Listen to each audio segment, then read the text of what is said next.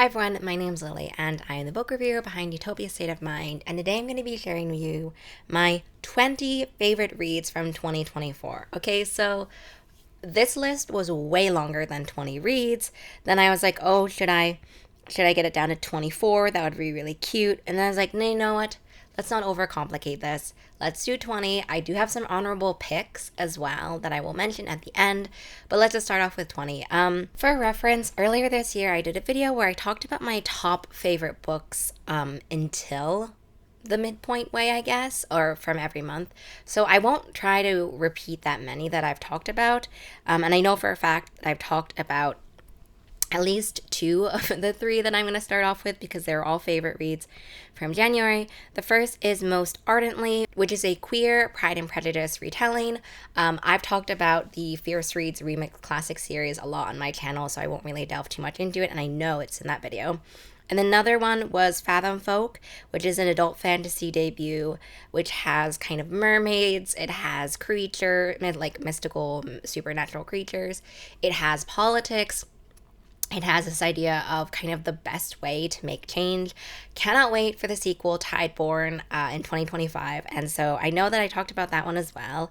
I'm not sure if I talked about The Principle of Moments, but this felt super, super Doctor Who. There's this kind of whimsical sci-fi space adventure kind of vibe to it. And as well, there's this historical fiction time point as well. So this is mashing a bunch of things I really love together, and that's why I wanted to include that one as well. And I couldn't remember if I mentioned it. The next one is Conditions of a Heart, which is a really fantastic book. I have been reading Bethany Mangel's books since debut. And Conditions of a Heart not only featured chronic illness representation, but it kind of talks about the ways in which our versions of the future and our versions of ourselves change and how difficult it is to kind of grapple with that and put our heads around when that happens, and the idea that like it's about grieving kind of the future we thought we were going to have, but also realizing that in a lot of ways that doesn't necessarily mean that that is completely sort of not available to us.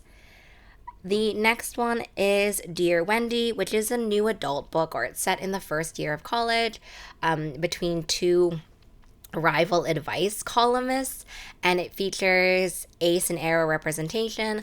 I really, really enjoyed Dear Wendy. I think that this is such a beautiful transition book between, yes, it's in the first year of college, but it also deals with so many things in the sort of that kind of young adult, new adult space where you're trying to still figure out kind of what your place is in the world, and specifically also what your voice is. It kind of deals a little bit also with imposter syndrome, like, can I even be talking about this? How much of my life do I want to disclose? Being a public persona, kind of like all of those topics as well. Then we have The God and the Gumiho, which is like one of my favorite romantasy picks for the year. It's just super, super swoony, grumpy and sunshine. We love to see that. It's kind of like it's been a while since I've read all of these books, by the way, but it's one of them where one of the characters is kind of going undercover in a coffee shop. The other character is investigating a series of incidents, I guess is how I want to say that, series of incidents, and unbeknowingly kind of the other character is the one that they're investigating, and then they're kind of put together for crime fighting duo in some senses of the word. So super, super cute as well. I cannot wait for more from that. The next one is Road to Ruin, which is such a fun speculative fiction book that mixes kind of fantastical lightning elemental kind of magic with also kind of this Mad Max Fury Road setting of deserts and motorcycle bikes and kind of all of those different things. It is queer. It is such a fun debut. I loved reading it every day that I was reading this. I was so excited to start it just because of how fun and unique the world felt. And also, one of the things I loved about this one is that you see a lot of letters in it. I love letters in speculative fiction books, and so seeing the letters in this and the way that we can see the character dynamics unfold through letters was one of my favorite elements. Then we have, trying to go through this, Long Live Evil, which to me felt so meta in the fact that basically one of the characters really loves a favorite fantasy series and then kind of ends up getting put into that fantasy series. So it's meta in the sense that like the main character understands tropes, understands, oh, of course this is gonna happen, and also knows sort of what's gonna happen in the story. I won't spoil everything, but sort of knows what happens in the story. But it also is deeply committed to talking about kind of the villain character, what would happen to be a villain. There are some really, really great quotes about how like villains are flawed characters and they're allowed to, or they're not allowed to be flawed, but like heroes cannot be flawed and villains are the flawed characters. So it has a really interesting exploration of villainy, I guess. I loved this one. Cannot wait for more from this series. It was just really, really fun. And yeah, like meta and playful and action packed as well. Next, we have 18 Roses, which is a really tender, emotional exploration of family and being angry at your family and having these family dynamics. I've really enjoyed Shannon C.F. Rogers' books in the past, and I think 18 Roses is definitely my favorite. If you love YA contemporaries that have that kind of emotional gut punch, but also a really beautiful resolution, really beautiful character work, 18 Roses and Shannon's debut, I'd Rather Bloom Than Burn, or I'd Rather Burn Than, it's something like that. I'll put the cover up on the screen as well. Both of these books have kind of really hit an emotional point within me, and 18 Roses is my favorite. Basically, the main character has this ceremony where she's supposed to then like give 18 roses to people in her life, and it's not only about kind of filling those and what those kinds of roles mean to her, but also delving into the family aspect as well. The next one is A Banh Mi for Two, which what I really loved about this one is not only is it featuring, or not only does it take place in Vietnam, so the food descriptions are just, they're so good. But second of all, it looks at identity from kind of two different perspectives. One of the characters is going back and trying to discover kind of family secrets and connection to Vietnam and like connection to places and things like that. And the other one lives in Vietnam and is kind of thinking about what the future might hold for her. So they're both looking at identity from different places and also kind of familial obligations and family secrets and family future, how our future ties in with the family. And so I really loved kind of dealing with both of their internal explorations and character developments in that way. Then we have Compound Fracture, which is, I've really enjoyed all of Andrew Joseph White's books. It's so hard for me even to pick a favorite, but I loved Compound Fracture so much. It is this book that is so deeply connected to the past, and like the past never being really fully gone and how it kind of haunts us. This is definitely also a theme in The Spirit Bears Its Teeth, but this one is also set in kind of this like Appalachia setting, and it also talks about kind of corruption and oppression and class inequality within a small town and kind of how this filters down over generations and how it creates this kind of culture of obedience and silence and compliance and corruption. So loved this one so much. We also have Kindling, which is a story that really talks about the burden of war. It talks not only about kind of what happens to us after war and how that experience will profoundly change us, change who we are, change our sort of relationship with our own home and our country, but I think a smaller, subtler theme as well in Kindling was talking about kind of the way that loyalties and allegiances and kind of sort of country boundaries change during war, like in a way that, you know, one day you're someone's enemy, the next day you're someone's ally. Like how conceptually, mentally, and emotionally do you deal with kind of that? Do you deal with that experience? And that's a subtle theme in Kindling, but one that I really enjoyed. Next, we have The Dark We Know, which, similar to Compound Fracture, is certainly delving into town secrets and the secrets of the past and sort of secrets that cannot stay buried. If you've sensed a theme, that is one of the themes that I really, really love. I love when like a secret from the past becomes unearthed and will not be buried again. I love that. And that's one of the main themes in The Dark We Know. But it's also about grief. It's also about family. How do we handle grief with someone who, you know, I think in grief and loss specifically, at the end, there's kind of this tendency to only remember the good parts or not really acknowledge the bad parts and the mistakes and the flaws that a person has. But The Dark We Know is talking about that and exploring kind of grief and also anger and resentment all kind of tied into one. Then we have Night Strider, which was just fun. Like, it is fantastical fun, but it's also delving into, like, can we really atone for our mistakes? Basically, in this fantasy world, there's kind of these characters. I can't remember if they're demons, but, like, they have wings, so they're supernatural for sure. And there's this court, and they have these kinds of roles in which they're forced to do things they don't want to. I don't want to spoil too much about how the actual world works, but basically there are a few different characters, and one of the characters has left that court and is in some ways trying to atone for what he has done or what he did do, and sort of is participating in sort of this rebellion-ish kind of movement. And the other one is a character who is actively trying to go through that process now and try to sort of emotionally deal with that process, and their character arcs and the ways they intersect and the ways that their paths intertwine. I really, really love that, just despite the fact that it just was like really, really entertaining and fun, while also being kind of like gut punching about second chances and forgiveness and atonement and sort of the weapons that we're being forced to make, like we're being forced to become and that we are made. Next, we have A Constellation of Minor Bears.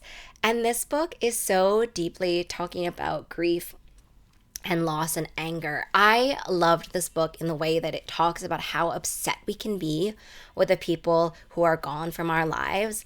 I think that this is such a worthy conversation to have, and such a real like feeling that people have where they don't know how to handle that anger and they don't know how to handle that resentment. And in The Constellation of Minor Bears, it also features kind of three friends, but also siblings as well, are also connected within this friendship group. And how do we untangle our also feelings towards other people in the triangle-ish kind of shape.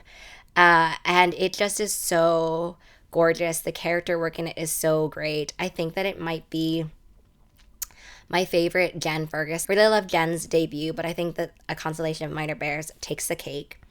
Next, we have To Shape a Dragon's Breath, which I know everyone was talking about, and finally I read, and I really loved. This is the book that I recommended the most to other people in my life who are not big readers, mostly because I was like, dragons, number one. Second of all, it's also deeply committed to talking about racism and oppression. And third of all, we have various characters who are trying to figure out what their identity is in relation to the powers, systems of oppression, the kind of powers that be, and kind of figuring out, assimilation versus kind of taking what we can from a culture versus kind of fighting back actively against that racism. So To Shape a Dragon's Breath was fantastic. It is, as everyone said, amazing. Next, we have The Teller of Small Fortunes, which is a book to me that really kind of balances the big and the small. Not only does it balance the small and the fact that, like, the main character at the moment, the main character tells only small fortunes, so kind of like, small things that aren't sort of like, where will I find my great love, right? Not necessarily that, or what is my life's greatest aspiration, but sort of smaller things like that. And there's a good reason why. So there's kind of that aspect. It also kind of on a micro level talks about themes like found family. It talks about themes about home and our connection to home, but also on a macro level, it kind of talks about right and wrong and fortune and destiny, and whether or not we, if we have power, are beholden to like larger power entities and organizations. So that's what I mean when it kind of balances micro and macro all at once.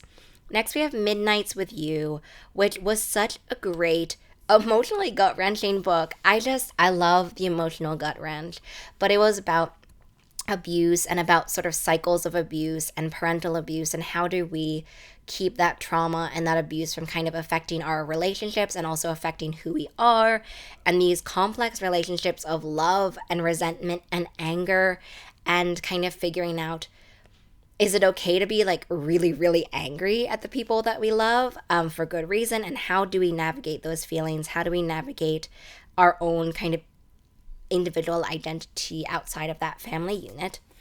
We also have Not in My Book, which was so fun. I read it when I was traveling to London for Yalk, and I read it on the train and I read it on the plane, and it was something that I was really, really happy to go back to and kind of, divorce my mind from the stress of traveling and sink into Not in My Book. Not only is it set in New York City, which has a lot of nostalgic memories for me, but it also has rivals to lovers. There's some spice. There's also dealing with kind of the misconceptions that we have of a rivalry. There are also rival authors as well, and there are snippets of the book that they write together in the book. Like, it was just the perfect package of fun and the perfect package of emotional swooning.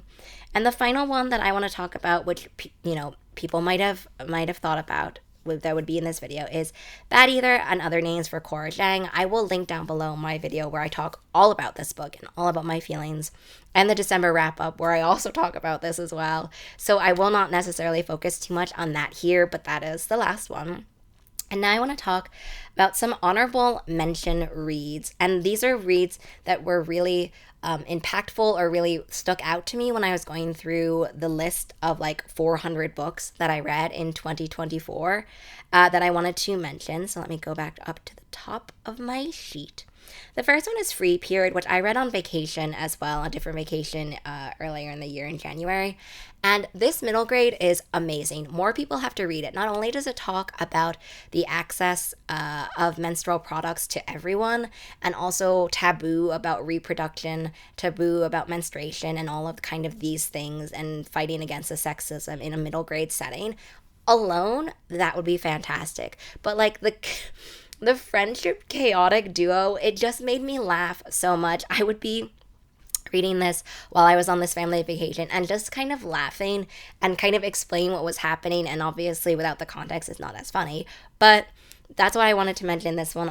This would be my only middle grade pick. I didn't read a ton of middle grade books in 2024. The ones that I did read, I really enjoyed, but this had to be my favorite middle grade, honestly, that I read in 2024. The next one is Don't Fear the Reaper. It's kind of hard to talk about series sequels and stuff like that, series finales, when you do wrap-ups, because so much of your feelings are tied into the previous books. Don't Fear the Reaper is my favorite of the Angel of Indian Lake trilogy. It was the first one I listened to on audio, and everything just kind of clicked. The foundations in My Heart is a Chainsaw really click, I guess, really work in Don't Fear the Reaper. We have more of the history, we have more of the thought. I got more of my head around the horror lore and the horror tropes that are really developed and introduced in My Heart is a Chainsaw. And the audiobook experience made it super interesting and fascinating as well, so I had to mention that one. The next that we have is The Phoenix Keeper, which is just this really fun queer adult fantasy with zookeepers. I had to mention it because I love zookeepers, okay?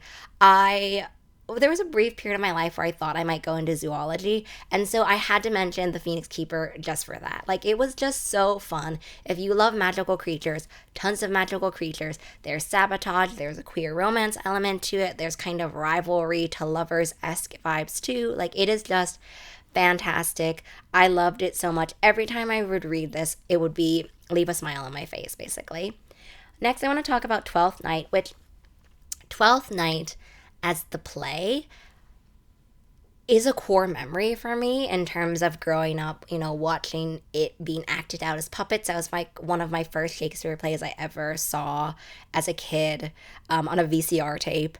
And so Twelfth Night has always, as a play, been really nostalgic for me. But reading Twelfth Night, written by Alexine Farrell-Falmouth, which is also Olive E. Blake, basically, the YA portion of Olive E. Blake, it was just so fun. Like, I want more Twelfth Night retellings, and I just had to mention it because it was nostalgic fun. There are like really cute references, but it also talks about kind of these illusions that we have and that we give off to the world and that we hide behind, which is another thing in Twelfth Night. So I had to mention that one. Next, we have Sorry for the Inconvenience, which is a memoir by Farah Nasrishi. Farah has been an auto-buy author for me ever since I read I Hope You Get This Message.